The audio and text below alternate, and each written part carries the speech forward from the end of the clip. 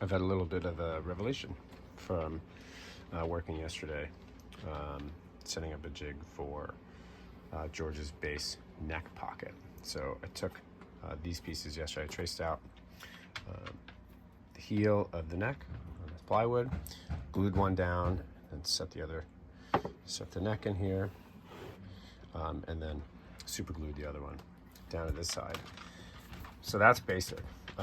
But what I realize is because that angle is fixed, you know, you try to snug this in nice and tight so that you get a tight neck pocket. But what in reality, if you think about this, because the angle is consistent, when you put the neck way down here, it's super loose.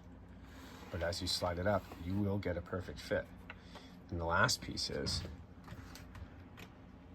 you know, to round out the pocket, all you need to do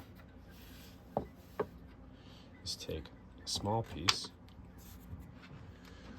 and get it to fit and slide up here. So I need to take a little more material off each side and do this. But it turns out I don't even think I need to trace this. I think as long as you get these in place, then you slide then you put the neck in place. And that becomes as tight as it's gonna get.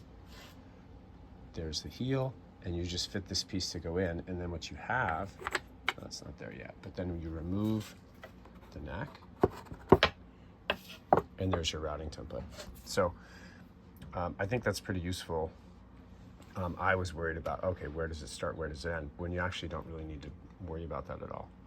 So I'll get this to fit, then I'll route the neck template, and then this plywood will become the template to actually put on the body.